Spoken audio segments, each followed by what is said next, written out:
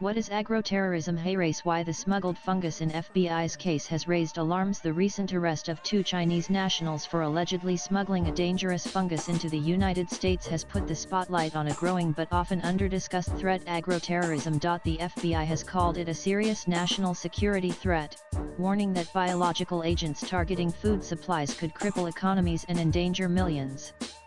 But what exactly is agroterrorism, and why has a common crop fungus triggered such alarm? Also read direct threat, Chinese couple caught smuggling agroterrorism agent into US. Agroterrorism, short for agricultural terrorism, refers to the deliberate introduction of pests, diseases, or pathogens into a country's food supply or agricultural sector with the intent to cause economic disruption, food shortages, or social unrest. Unlike conventional terrorism, the targets are not civilians or infrastructure, but plants, livestock, and critical food systems. Given the global interconnectedness of supply chains, even a localized outbreak can have ripple effects across economies and international markets. The pathogen at the center of this case is Fusarium graminearum, a crop-infecting fungus already present in parts of North America, Europe, and Asia, but subject to strict controls when moved across borders.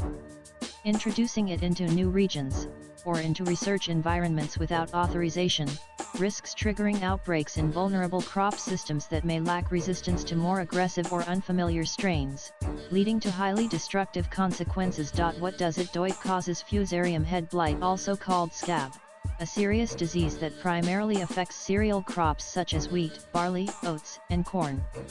The fungus attacks the flowering heads of these plants, reducing grain development and significantly lowering yields.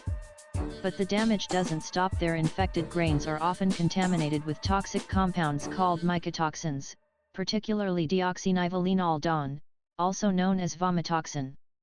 These toxins are harmful to both humans and animals if consumed, rendering large portions of the harvest unfit for food or feed, even if the crop volume appears intact. Economic impact globally, Fusarium head blight causes billions of dollars in agricultural losses every year.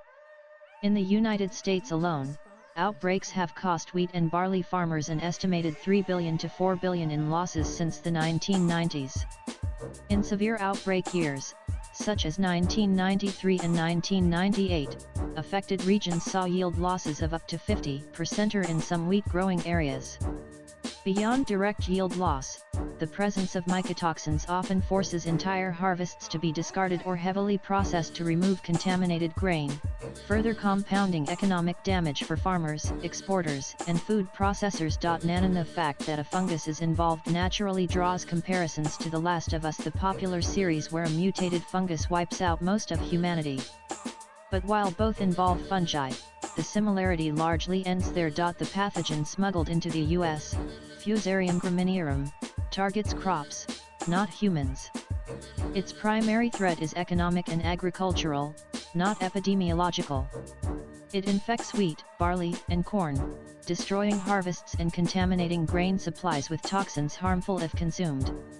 In the worst-case scenario, it could trigger food shortages, destabilize markets, and cause large-scale financial losses, precisely why experts consider it a potential agroterrorism agent. Unlike The Last of Us, this is not about zombies, but in a highly globalized world where food security is deeply intertwined with national security, the stakes remain dangerously high. While large-scale agroterrorism attacks remain rare, the threat has been on the radar of intelligence and biosecurity agencies for decades due to the potentially catastrophic consequences.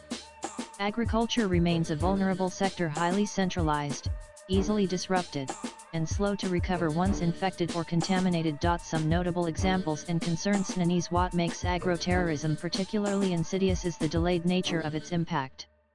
A pathogen introduced covertly may not be detected until significant damage is done, making both prevention and rapid response critical. The smuggling of Fusarium graminearum was not a casual or accidental act.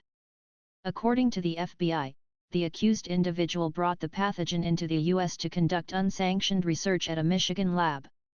But more importantly, the FBI believes this could be part of a broader pattern where hostile state actors attempt to undermine critical sectors, in this case, America's food security, under the guise of academic research. As FBI Director Kash Patel put it, Smuggling a known agroterrorism agent into the U.S. is not just a violation of law, it's a direct threat to national security. New I can confirm that the FBI arrested a Chinese national within the United States who allegedly smuggled a dangerous biological pathogen into the country. The individual, Yunqing Jian, is alleged to have smuggled a dangerous fungus called Fusarium graminearum, which is an FBI Director Kash Patel FI Director Kash June 3, 2025 Nanan swipe left for next video. And according to an FBI criminal complaint, Zuniong Lu, 34, a researcher currently in China, brought the fungus into the United States while visiting his girlfriend, Yunqing Jian, 33, in July 2024.